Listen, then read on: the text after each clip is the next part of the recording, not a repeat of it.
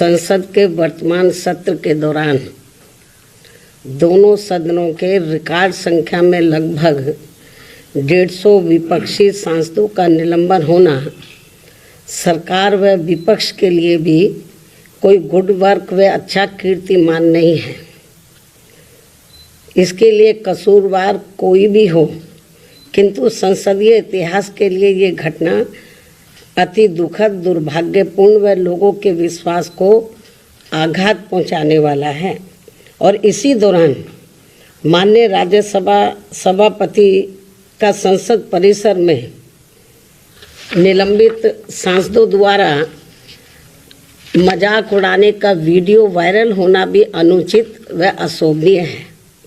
इस प्रकार से सरकार और विपक्ष के बीच जबरदस्त मतभेद, तनाव व टकराव वाली घटनाओं से देश के लोकतंत्र एवं संसदीय परंपराओं को शर्मसार होने से बचाना बहुत जरूरी है।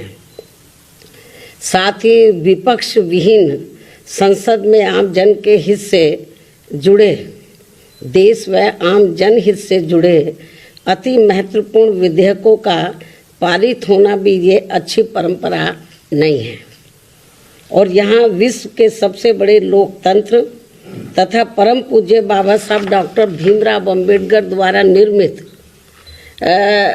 यहाँ पवित्र संविधान, संसद व अच्छी संसदीय परंपराओं को बचाने की जिम्मेवारी किसी भी एक की नहीं है, बल्कि सभी की है, और जिसे सभी को मिलकर निभाना चाहिए। इतना ही नहीं, बल्कि अभी हाल ही में संसद की सुरक्षा में जो सेंध लगाई गई है, ये भी कोई ठीक नहीं है। ये अति गंभीर व चिंतनीय भी है, और इस मामले में सभी को मिलकर संसद की सुरक्षा की तरफ विशेष ध्यान देना चाहिए। एक दूसरे पर आरोप प्रत्यारोप लगाने से काम नहीं चलेगा, बल्कि इस मामले को सभी को गंभीरता से लेना चाहिए तथा इसके जो भी दोषी व षड्यंत्रकारी हैं तो उनके विरुद्ध सख्त कानूनी कार्रवाई भी होना अत्यंत जरूरी है। तथा ऐसे में इसके खुफिया विभाग को भी अब काफ़ी सतर्क रहने की ज़रूरत है, ताकि आगे कभी भी ऐसी घटना की पुनरावृत्ति न हो सके। इसके अलावा विपक्ष के गठबंधन में बीएसपी सहित अन्य जो भी पार्टियां शामिल नहीं हैं, बीएसपी सहित अन्य जो भी विपक्षी पार्टियां शामिल नहीं हैं, तो उनके बारे में किसी को भी बेफजूल कोई भी टीका टिप्पणी करना उचित नहीं है तथा इससे इनको बचना चाहिए। मेरी इनको यही सलाह भी है, क्योंकि भविष्य में देश व जनहित में कब किसको किसी की भी जरूरत पड़ जाए, ये कुछ भी कहा नहीं जा सकता है। अर्थात फिर ऐसे लोगों को व पार्टियों को भी काफ़ी शर्मिंदगी उठानी पड़े, ये ठीक नहीं है। और इस मामले में खासकर समाजवादी पार्टी इस बात का जीता जागता उदाहरण भी है।